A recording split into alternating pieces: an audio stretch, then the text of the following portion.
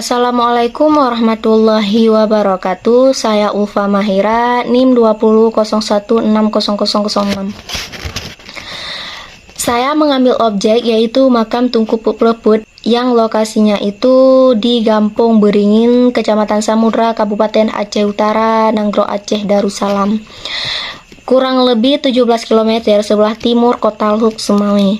Makam ini berjuluk makam Tunku Pleput karena di sini dikuburkan 44 orang ulama dari Kerajaan Samudra Pasai yang dibunuh karena menentang dan mengharamkan perkawinan raja dengan putri kandungnya. Jadi kronologi singkatnya itu menjelang Sultanah Narishah mangkat, saat terakhir dia sempat menitipkan sebuah cincin kepada Raja Bakoy sambil berpesan, jika dia sudah kembali ke pangkuan ilahi, berikanlah cincinnya kepada siapapun yang bisa memakainya dengan pas, dan jika sudah menemukan maka dia akan menjadi istri si Raja Bakoy tersebut.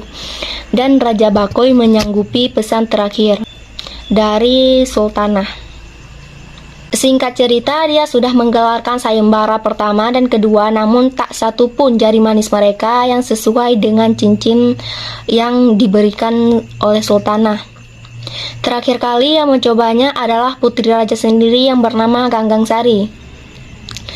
Tak pernah disangkanya akan seperti itu. Akhirnya dia diam-diam mencari hukum kepada ulama agar diperbolehkan dirinya menikahi putrinya sendiri. Raja Bakoy mengumpulkan sebanyak 44 orang ulama di sebuah masjid. Kemudian dia mengutarakan semua permasalahan yang sedang dihadapi, termasuk wasiat dari sang sultanah. Namun tak satu pun ulama yang membenarkan sang raja menikahi putrinya sendiri.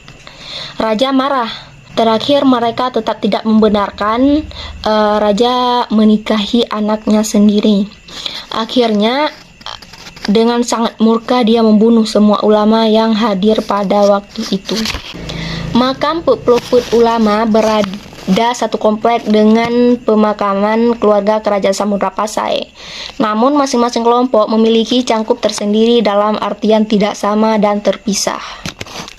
Kondisi existingnya terlihat makam masih dengan tanah tanpa dikeramik serta tanpa perawatan khusus seperti cangkup makam kerajaan yang terletak di sampingnya.